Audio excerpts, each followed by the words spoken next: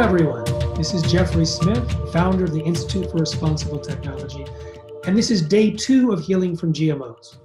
In the first presentation, Carrie Gillum explained how Monsanto hid the health dangers of Roundup herbicide and the active ingredient glyphosate, which the World Health Organization has declared a probable human carcinogen. So you may be thrilled to find out about the product you're going to hear about today that can reduce the amount of glyphosate in the body by 74%, according to a preclinical trial. We'll be hearing from David Sandoval, who I originally met when he invited me to speak to an annual conference of his company, Purium, because they're non-GMO and they wanted me to explain the benefits of non-GMO to the audience. However, he really got my attention recently with a new product that can reduce glyphosate by 74%, as I said, and not only that, but it's also designed to counteract other ways that Roundup and GMOs may damage the body. It can, according to the research, help rebuild the microvilli, which are the fingers coming off the walls of the intestines. It can remineralize the system, which we know that Roundup can create problems with, and also can help repopulate the body with healthy gut bacteria. He'll be joined by Andre Naj, who helped him formulate this product. So I hope you enjoy hearing about this product, which is very, very specifically designed how to help the body reverse the damage done by GMOs and Roundup. Safe eating. Hi, everyone. This is Jeffrey Smith from the Institute for Responsible Technology on the Healing from GMOs series. We're here with David Sandoval, who's the founder and CEO of Purium and has worked with many of the great health pioneers of this and last century. Welcome, David. Thank you. So great to be here. And also Andre Naj, who has been investigating the health benefits of a couple of really unique products that we want you to hear about. Welcome, Andre. Thank you, Jeffrey. It's great to be here. Now, I have to say, David, you got my attention. I mean, you got my attention when you said reduces glyphosate in the body by 74% without changing the diet. I'm like, who is this, a liar or a magician? So, and then you created this Biome Medic and then started advertising that it was designed to counteract the negative effects of GMOs and Roundup. And I'm thinking, have you been reading my mind for the last 10 years? It's like, as I've been talking to healthcare practitioners and product formulators, I'm thinking, okay, glyphosate binds with minerals and making them unavailable. It damages the gut bacteria, it damages the cell walls, it messes up the mitochondria, it messes up the hormones. What can we do? What regimen can we do? And all of a sudden you come up with a pill to actually do something that I didn't even think was possible. So kudos to you. What was in your mind, I can guess, when you created this, and how did you go about doing it? Well, thank you, Jeffrey. And yes, I have been following you for 10 years. And yes, I am inspired by you. And, it takes a lot of people to be willing to put on the armor and raise their sword and go out into this battle. So thank you for everything you have done. You are awesome.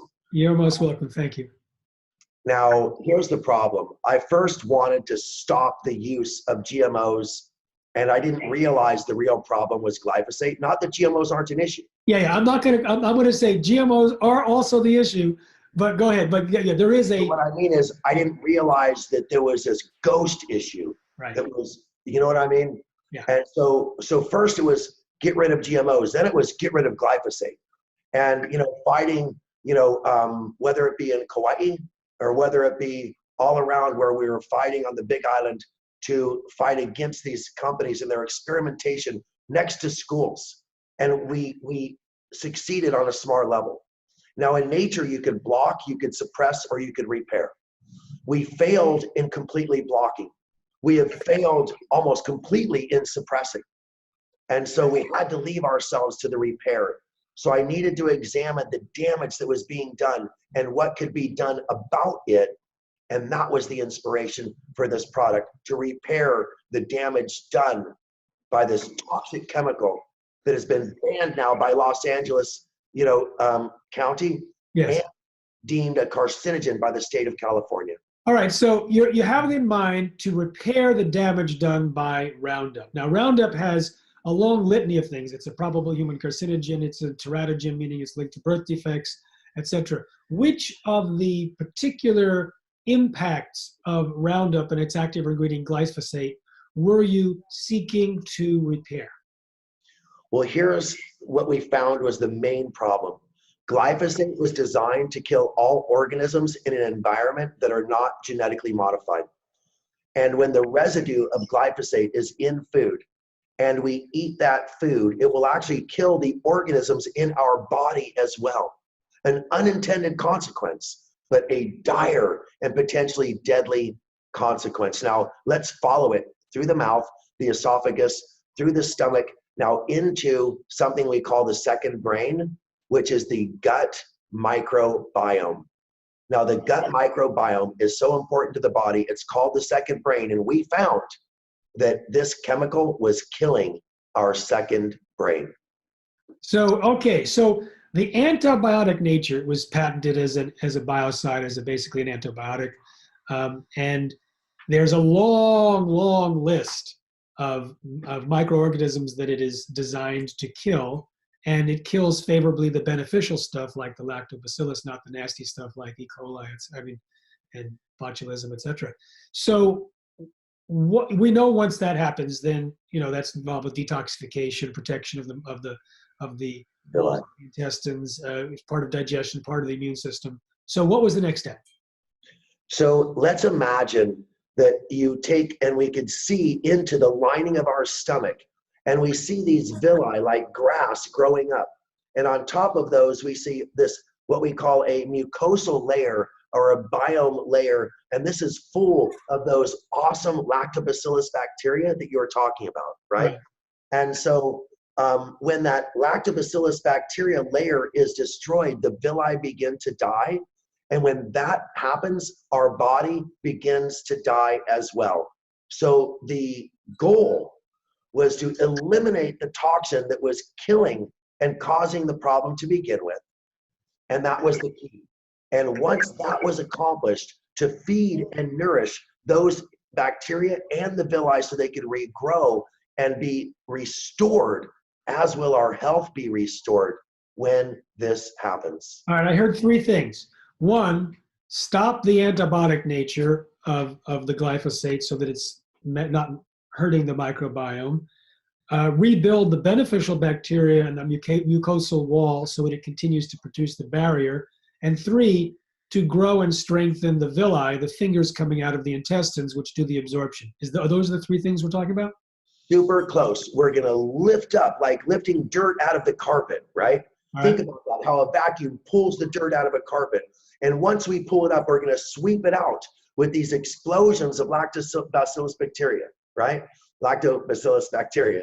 And then after the chemical is gone, we will see the repopulation of the friendly bacteria and the regrowth of the villi. So I hope that was descriptive. Okay, that was good. So all right, so you have to take out the toxic element and allow the villi to grow after that. Okay, so the detoxification process was key. So how we accomplished that was really amazing. Nature provides us with a tool called fulvic acid. Now in plants, they use fulvic acid to take minerals that are not bioavailable, minerals that are not bioavailable in the soil, and transport them into the root system. Amazingly, when we eat those plants, the same fulvic acid transports them from the plants that we eat into our cells. Now, the reason why is because fulvic acid could move things. It modulates chemicals and minerals. So by taking the fulvic acid, we're modulating and chelating it up. Then with the explosions of lactobacillus bacteria, we are sweeping it out. This is the start of something amazing. So now, in this case, the fulvic acid usually takes positive beneficial minerals and makes them available to plants. Puts them in. And plants to humans. Are you using the fulvic, are you saying you're using the fulvic acid to actually pull out the toxins as well, so we can do both? Its ability to modulate elements and to make them move around, we're taking advantage of that and actually have found that it could sweep up and lift them up into an area where the lactobacillus, once they're free, the lactobacillus could grab onto them and eliminate them. So this is interesting because, people talk about the beneficial role of lactobacillus. We buy it in pills, it's in yogurt, but you're telling me that the lactobacillus is actually an escort and that it takes the negative pieces that shouldn't be in there, the negative toxins, and it escorts them out of the body. And that's because people talk about the microbiome as being a detoxifier. So this is one way that it does it. The lactobacillus grabs the negative stuff and escorts it out the body. And absolutely. Now remember, a healthy microbiome is pulling nutrients in and pushing toxins out. A compromised microbiome reverses that. It pulls toxins in and pushes nutrients out. And this causes a series of problems. Now, experts tell me that it may be linked to autism. It may be linked to Alzheimer's, but we know it's linked to leaky gut, and we know it's linked to a compromised immune system for sure. And leaky gut is correlated with autism, et cetera, and Alzheimer's. So the components then are the fulvic acid, which helps vacuum up the shag carpet from all of the toxins. And are you saying it's the glyphosate that gets stuck there, or other things that the glyphosate allows, the toxins that allow it to accumulate because the glyphosate's present? Well, I learned from this guy named Jeffrey Smith. That would be me. Yeah, that actually glyphosate chelates minerals out of the body before the body, it pushes minerals out of the body before the body could absorb them, and actually causes significant mineral deficiencies even in a healthy otherwise diet. And this is bad. So unless we get the glyphosate out, the minerals will never come in. And so we've also added humic mineral ore. Humic ore is going to remineralize the body. It becomes a fertilizer for the regrowth of the villi, and also, as you know, is vital for the cultures of the normal, bacteria that should live there to grow faster. Now, one last point. We're using a patented lactobacillus that's a spore. So we're not putting bacteria in, we're putting the spore in. And basically the egg, the spore is what it grows into the bacteria. Imagine a dandelion that grows up and pops up with all those little things, and then you blow it and they spread everywhere. That's a spore. I know you know. I'm just explaining in a way for everyone to understand. So we put the spore in, and when that opens up and explodes, that's when it grabs the glyphosate and moves it out. So we've got 500 million explosions happening, not just a bacteria, 500 million explosions happening, grabbing it and taking it out. That's unprecedented. And that sets the stage for an ingredient that was actually discovered by one of the great icons who I greatly admire, and that's Albert Szent-Györgyi. Tell me about Albert. Albert Szent-Györgyi, oh my God, it almost makes my blood boil a little bit because no one knows who he is, but he discovered vitamin C. He was the first one to create a vitamin that was beneficial to the human body, discovered that it reversed scurvy, and then vitamin C was synthesized, commercialized, and a certain person won a Nobel Prize. That would be Linus. Go ahead. Ascorbic acid, which is not vitamin C. So Albert Szent-Györgyi, a truth teller, a fighter, it was pushed aside for something that was actually synthetic, and this started the whole problem. Just a solution was being created as well. So what did you get from him? Well, he took a fractionalized, nutritious wheat germ extract, and he found that it could rebuild the villi of animals who are compromised by antibiotics, you see. And so he found a way to reverse that in animals, and it was amazing. And then he realized it could potentially fight cancer because 70% of our immune system is triggered by our gut microbiome. So he was enamored with the potential of this fractionalized wheat germ extract, this nutritive wheat germ extract, which is a fraction of wheat germ, specifically regrows villi. All right, so when we talked about your original goal of what to do here, one of the things was clean the system, vacuum out the shag carpet and grow those, as you call them, leaves or whatever, fingers, The blade grass, yeah. yeah, the grass. And this is the piece that does that, this fractionalized wheat. That's right. Now, I should mention that Bt toxin, when fed to, I think it was mice, yeah, it was mice, not rats, it damaged the microvilli, causing some to be shortened and disappeared. And I've shown pictures of that in various forums all over the world. And of course, Roundup or glyphosate in an animal study showed that it damaged the microvilli as well. The microvilli gets damaged in celiac disease, so it becomes basically stripped away. So we know that if we're talking about healing from GMOs, then the rebuilding of this villi may be a very important key. And so you're saying that the fractionalized wheat germ extract does that. Okay, so now we have Let's call it nutritive wheat germ extract, but it is a fraction of wheat germ. You know what I mean? Yeah. So let me recap, make sure we got this. We have the fulvic acid, which helps mobilize the toxins out of the body. We have the humic ore, which brings the minerals in. And we have the lactobacillus in the form of spores, which sends out all of these escorts to say, come along, you don't belong here, which brings the toxins out of the body. And then you have this new piece, which regrows the microvilli. Yes, this is a polyfunctional product that is unprecedented. And the results of the preclinical double-blind studies, even though they were limited, even though they were preclinical, were so impressive that we are now inspired to spend a lot more time, a lot more money, because everyone now knows that this is where the answer is going to be found. All right, so if there's anything else to discuss about the product, let's discuss it now, because I really want to go into that preclinical trial. Is there anything else we need to know about the product itself in terms of how you derived it and what it's supposed to do? Because this will explain the results, which I've looked at from this preclinical trial, which are in fact jaw-dropping.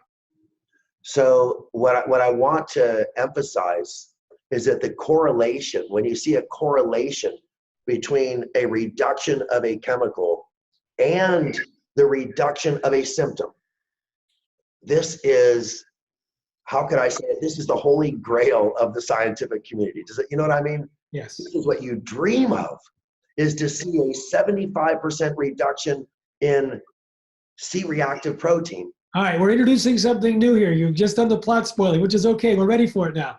So let's set it up. Let's set it up here. How many people took the trial? It was a small trial, but the numbers were staggering. Okay, so we had 8 total participants in the trial, of which 5 were in the active group and 3 were in the control group. All right. Now, the control group was actually given a product that is sold for the purposes of reducing glyphosate.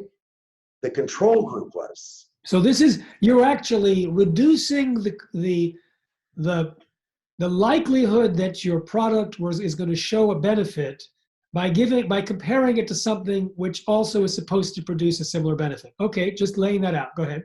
But you have to understand, I wasn't trying to impress anybody but myself with this study. All right. I simply wanted to prove that I had something worthy of offering the public, period. And if I was going to do that, I needed to make sure that it was above whatever else was offered to the public. Does that make any sense? It does, absolutely. Okay. And so that was the reason. But when it came back that we were 75% reduction in C-reactive protein, my head began to spin. Because C-reactive protein is a biomarker for cardiovascular disease, for, oh my God, just the list is as long as, so, and the correlation between 74.5% reduction in glyphosate and a 75% reduction in C-reactive protein is going to make the scientific community stand up and pay attention. They might even salute. This is really interesting because, I have seen research showing that, on an organic diet, people reduce their amount of glyphosate. I've also known from research that the more glyphosate that's found in the urine of cows or humans. Those tend to be the sicker cows and humans.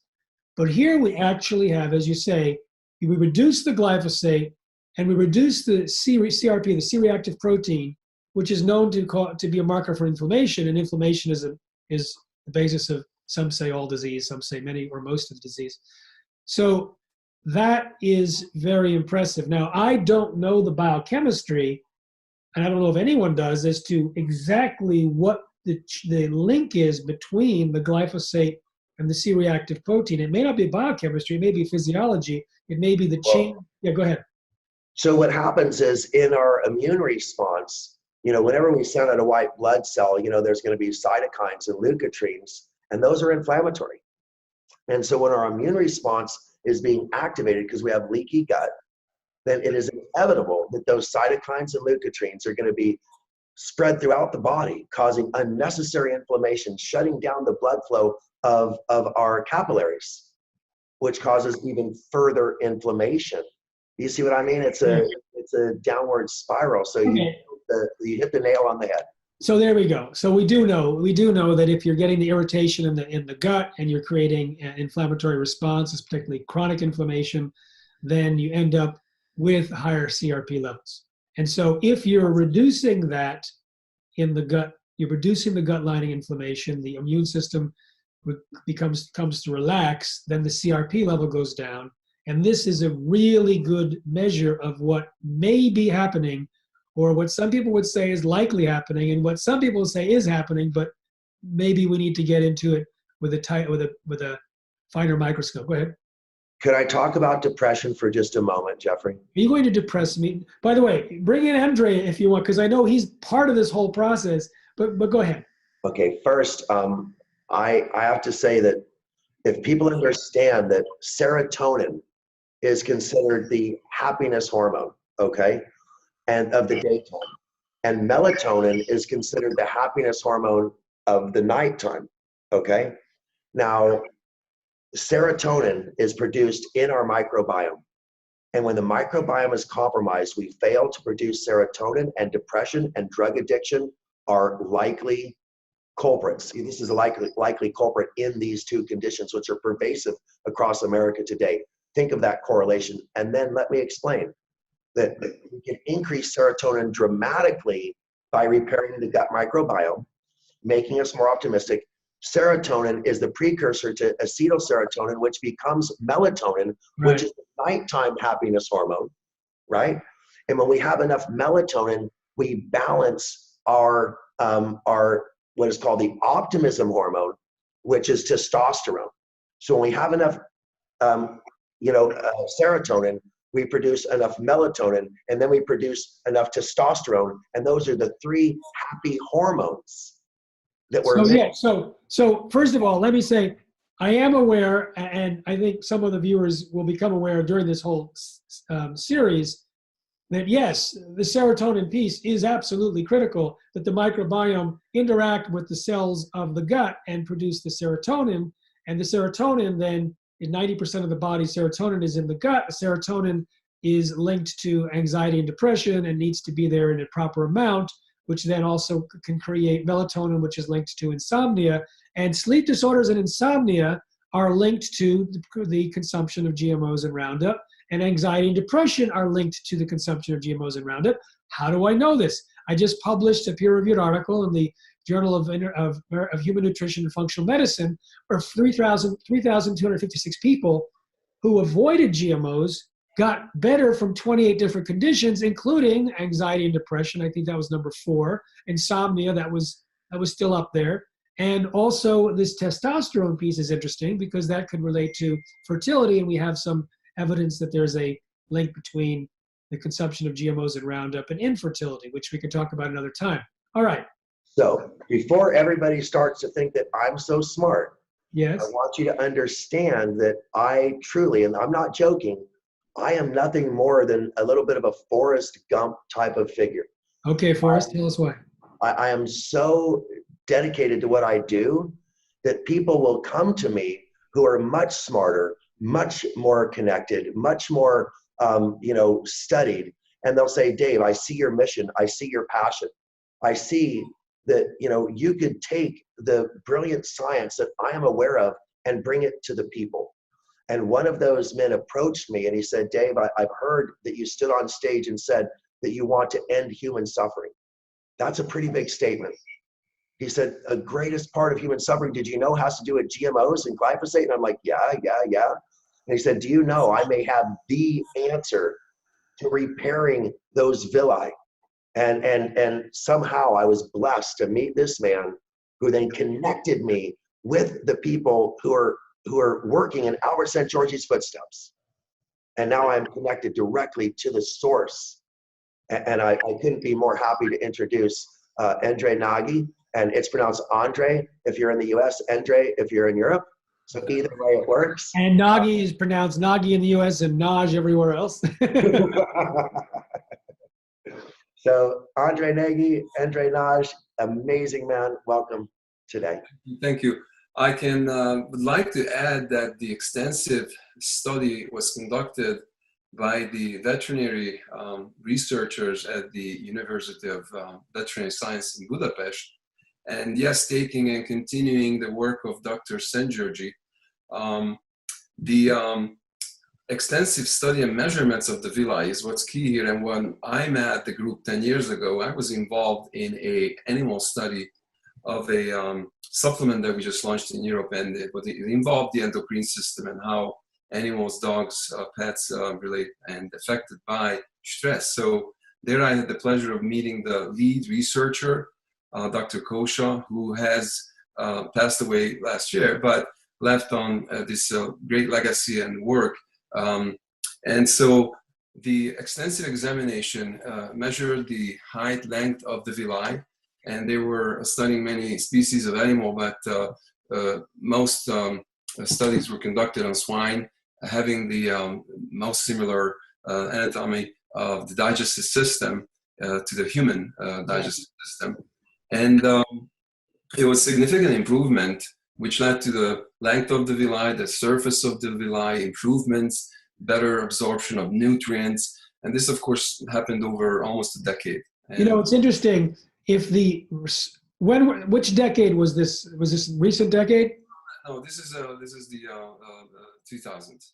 Okay, so I just want you to know that those animals were likely eating GMOs during that research. Very possible. I was aware that the rat chow and the lab chow and all the normal chows that are given to animals during lab experiments is largely GMO, and it does have Roundup in it, and it does have heavy metals in it. And I was talking to some scientists, and I may have inspired some of them to do the research, but some did research and found for sure that all over the world, the lab chow used for animals and also, of course, livestock is the standard GMO fare, and it has Roundup in it. So it's interesting, if it was repairing the microvilli under those circumstances, and if the animals were in fact eating the GMOs and the Roundup, then it's showing that it not only repairs it, but it repairs it even in the presence of those two things, which is exciting to hear. That's right.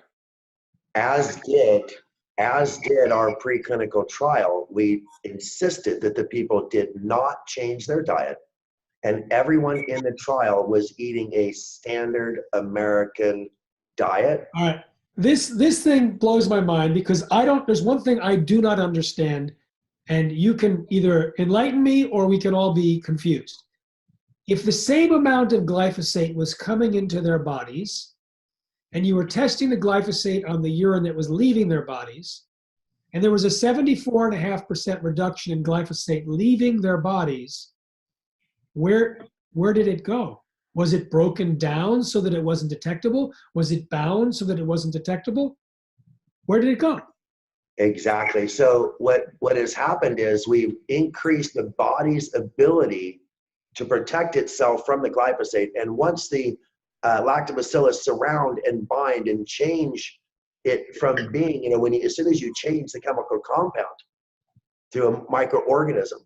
And so the C-reactive protein was the key to show that the C-reactive protein, anything over 2 is considered dangerous, and the average is 4.75.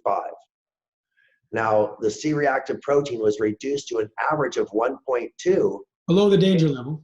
Anything under 2 is considered below the danger level. But here was the part that's going to prove that we were the reason why.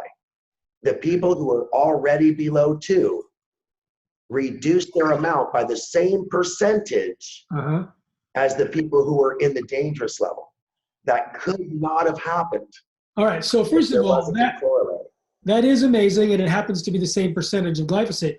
But you said that the lactobacillus, the particular type that you use, surround and break down. You think that it breaks down the glyphosate into its smaller components? Is that why it's reduced in the? So in the study, we didn't just test one single thing. We tested multiple. We went across and to cross-verify. One thing we did not test were the compounds in the urine to find out whether or not that had occurred. But that's a very, very interesting. There's some breakdown element. It's broken down into AMPA. We can get together offline later and figure out where those 75 or 74.5% of that glyphosate went. But what's interesting is that it was the same percentage as the drop in the CRP, and that it happened without a change. I'm imagining that if someone reduces their diet, eliminates or reduces the amount of glyphosate substantially, and does all this, then the benefits would be even better with the CRP and the reduction in glyphosate. Anyway, I know I interrupted you, Andre. Were you in the middle of something you wanted to share?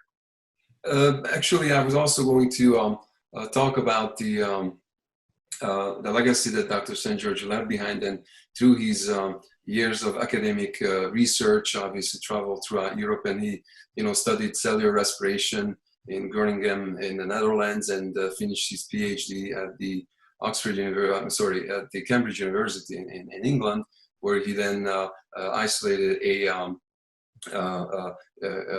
humeric acid from adrenal gland tissue. And it was back in his home country in Szeged University where he actually isolated the vitamin C that they referred to, which he got the Nobel Prize for 1937. And it was a peer of his, Linus Pauling, who, by the way, said that many diseases of living organisms or things can be because of deficiency of microorganisms. And to talk a little bit about the research done and the humic and fulvic acid that we have here in this great product, Biome Medic. It comes from a leonardite layer that is a rare geological site in Central Europe. So you say a leonardite?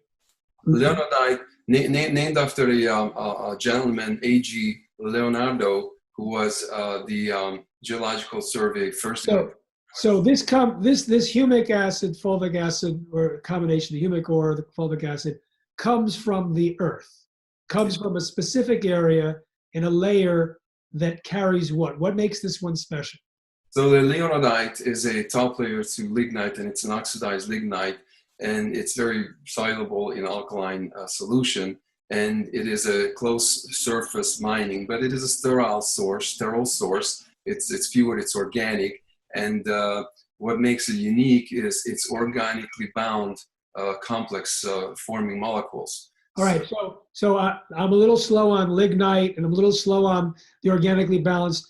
Explain what the action of this is, if you wouldn't mind, and why this is so important in terms of supporting the work that we have just described that is supposed to be happening in the gut. Well, the easiest for me to understand is all living matters, decomposed. And right. It's called a humification decomposition process. And this takes over millions of years. And throughout this, these valuable minerals and micronutrients form, and they chelate in an organic complex way. Okay? And they're very essential, carrying and activating the enzymes and vitamins in our body, and lack of or a deficiency of this in the body blocks essentially the activation of enzymes and vitamins, which then of course produce molecules and things like that. So I don't know, Dave, I'm sure you have you can add to it. Well, every chemical reaction in the body requires an enzyme, and every enzymatic reaction requires a mineral. So minerals are the activators of all chemical reactions, and mineral deficiencies literally mean that half your body isn't working.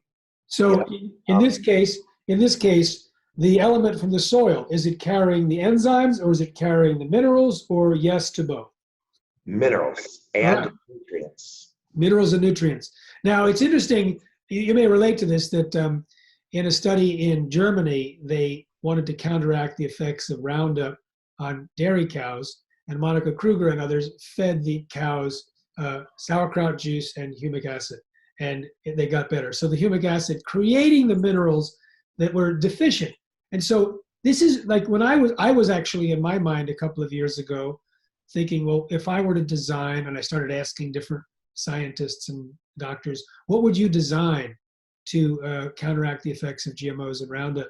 And the replacement and replenishment of the minerals was absolutely key for what you just said. Because, you know, I had to hear this over and over again till I really got it. I've heard that minerals are the key to the ignition, whatnot. It's basically, if you look at the science, there's a certain, let's say a trace mineral, and everything operates around that. So the whole shikimate pathway, the whole cytochrome P450 pathway, all these different pathways with fancy names and a lot of things that they do in the body, they're just dead machines that don't have the key to turn them on if they don't have access to these minerals.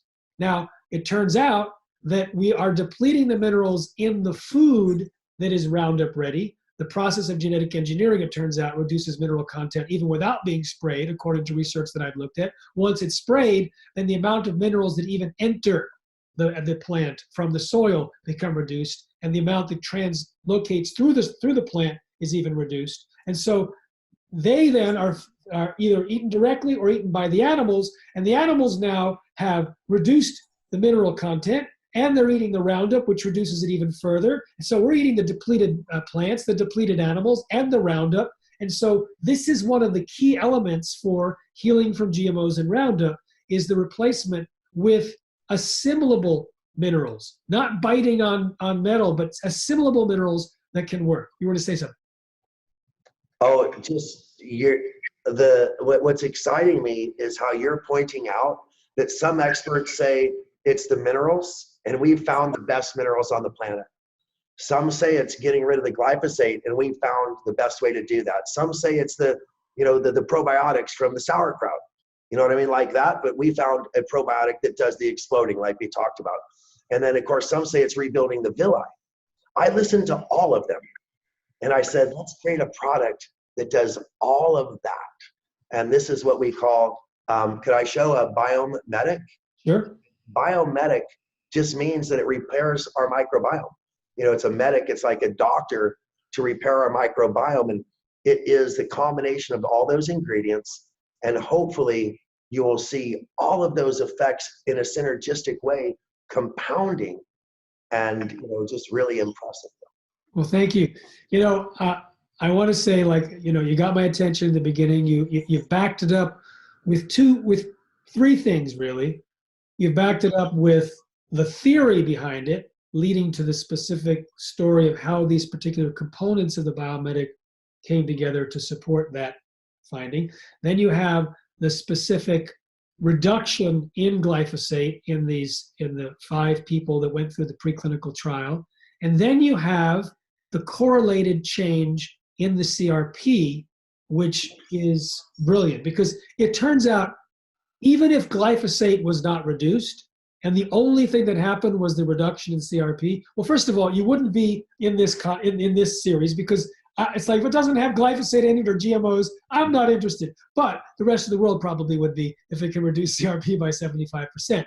The fact that it does that with glyphosate, now you're on my radar, and I'm really interested to see further research, so that when people change their diet at the same time, and when they also look at the other components in the urine to see if the breakdown products are there, and to see the changes. Well, you obviously can't do a histological examination of the microvilli of the humans that take this, but there's ways we can evaluate and see what's going on. We have these cameras that you could swallow now. Oh. And we're working on getting actual photographs of the villi before and after. And I think this will change a lot of minds. You know, I'm still getting used to the fact that I could put a camera on a drone and go up. So now I could put a camera on a pill. As a filmmaker, it's like, all right, this is pretty intense. Yes, let's just say that filmmakers didn't ever have to edit like this before, if you know what I mean, when you hit that camera at the end. But anyway, the bottom line is that we have evidence now pouring in. We have tens of thousands of bottles that have gone out to the public, and the reorders are just astounding. The reorder rate is astounding, and the reports, the evidence, you know, epidemiological, empirical evidence it's made me cry. The stories I've heard have literally brought tears to my eyes. And when you could change somebody's life of, you know, a mother of a child, and have the mother say, you know, with tears in her eyes, then you can't help but get tears in your eyes. So, you know, the promise is out there. And I just, all I can say is I humbly am in service, you know, in my life, and there is no greater service than service to children, in my opinion. And if we can help these kids in any way, this could be the greatest product in history. I really believe that. Well, I'm excited for your excitement. I'm excited for what I've heard today. I don't know if it's the greatest product in history. I don't know what it'll feel like for me and for the people listening, but I have a feeling that some people will want to try it and see. And we have created a special arrangement, which you can see on the pages where you can order the specials, and there's a discount. And I think that the way I see it, there's a discount, and if you buy 2, it's good, and if you buy 4, it's good, but there's no reason to buy 3, because anyway, you can take a look for yourself. So guys, when you mention the fractionated wheat germ extract, I know some people think wheat and they're going to go, oh no, I can't take it then. I'm not going to take this pill. Too bad. Can you make it without that? So Andre, can we make it without that? Do we need to? What's the story? Well, there is a trace amount of gluten, obviously being a wheat origin, the germ. But there are 3 things. One, the proprietary technology that the veterinary science group developed and perfected, which we have today, in the enzymatic extraction process, the gluten and the gliadin is inactivated. Now, what does that mean? That means is when you take regular bread, of course, and you take the Biome Medic capsule, there is a huge difference. One, regular wheat, if you look at the ppm, let's just say, you're looking at ppm, parts per million. Okay, parts per million, okay. That means, you know, how many milligrams per kilogram of that is in the product. And wheat flour, for example, has a protein content of 8 to 12%, let's just say. That relates to about 5,500 parts per million, okay? Now, what the FDA sets for people with gluten intolerance or celiac disease is a 20 ppm, 20 parts per million, all right, milligram per kilogram, okay, per serving. What we have in Biome Medic is actually not even a gram, so not even a milligram. It's so small that according to a study that was published by the American Journal of Clinical Nutrition 10 years ago, which conducted a double-blind randomized placebo study with 49 celiac patients, biopsy certified or proven celiac patients. They established that the safe threshold of gluten intake for those patients is 50 milligrams a day. So again, 50 milligrams compared to not even a milligram, and we're really talking micrograms. So I've been asked this question many times, and the answer is that a gluten-free pasta could be 20 parts per million. And you're going to eat potentially 300 or 400 grams of a gluten-free pasta in a meal, right? We're giving you 1/3 of 1 gram of something that is 200 parts per million, which means that in 1 bite of gluten-free pasta, you would get more gluten than in 3 servings of Biome Medic. So there is no effect on the body, even though it appears to be a higher, point per million. The total amount is so small, the body doesn't even recognize it. All right. Well, I will leave it there because I'm not an expert at gluten sensitivity, and people will be able to decide whether they want to play with those amounts of molecules. But my other question, David, is how many pills should we take, or should a person take, if they're just an average person with an average level of chronic conditions, if they're having acute conditions, if they're highly sensitive? What's the recommendation? So the amazing thing is that if you take more, you get a faster and more accelerated effect. It literally is a correlation that way. So I personally started out taking 2 a day, and after 3 days, I moved to 4 a day. Some people like to start with 1 a day for the first few days and then switch to 2 a day. We are recommending 30 days at 4 a day. And this is to dramatically and immediately impact a reduction, because most people in California, men were tested at 500 times the amount that caused liver disease in rats. We need a rapid and dramatic reduction, and that's the dose that I am recommending. However, as you know, from 1 capsule up to 4 is going to be a safe range for anybody to use.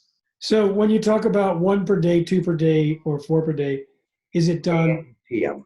just so if it's 1 per day, you're just taking it in the morning. If it's 4 per day, it's 2 in the morning and 2 in the afternoon, with meals, without meals, does it matter? It does not matter, but I would suggest that you take it prior to a meal if you can, because I want that protection waiting for you.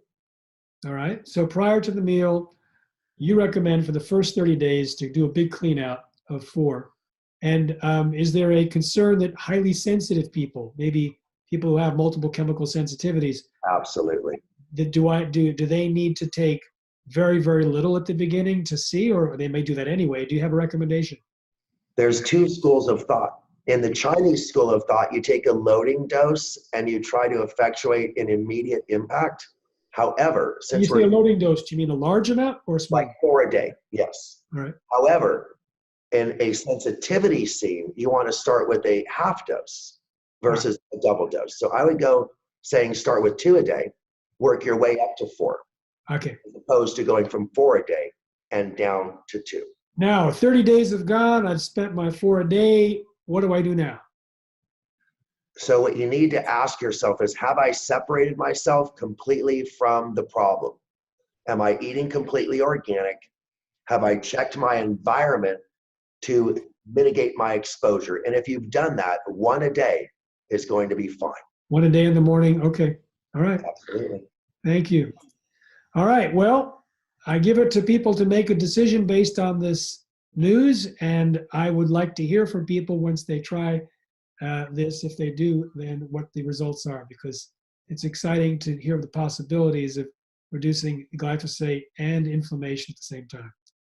So I want to thank you both. Is there anything else you want to add before we close?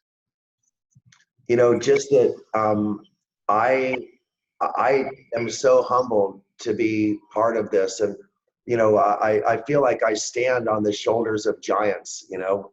When we talk about Ann Wigmore and Albert St. Georgi, and you, Jeffrey, and just the ability to be here and fighting this fight and working with you, and I'm fighting this fight, and I feel so all alone. And all of a sudden, Andre throws me a sword.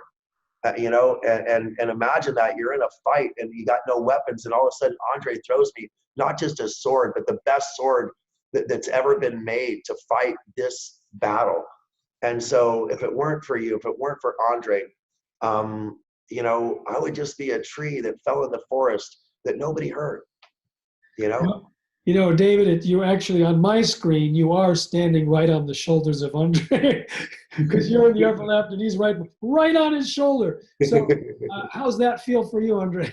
I'm so honored to be on this interview, and I just am feel the same way like Dave has, and my vision, mission in life was always to find the best, for humanity. And when I met Dave, and he refers to me throwing the swords, I didn't even believe that I will be on your show. When just prior to that, I was sharing the video of you and Dr. Stephanie Seneff, which was enlightening for me, and of course, threw all the puzzles together. And I didn't say much on the show, and I just, again, thank you for the opportunity, and I will continue my quest to learn and fight for you and with you, along with you. So thank you so much. Sure. So we have here two visionaries, and if you've been listening carefully, you realize what motivates these men, and that is a drive, a mission for health, a mission for exploration. But there's another piece, that they actually take steps forward in areas that no one else has, and are guided by the wisdom of the people in the past. So I think we can all take a lesson from that in our own missions, to think huge. I have a t-shirt that says "Think huge, thinking big is so last century." So to think huge, your point about ending suffering on earth, and you're stepping up, Andre, to say, I've got something that could help. This is really exciting to meet both of you, and to hear what you've come up with together. So thank you so much. Thank you, Jeffrey. It's been an honor. Safe eating, everyone.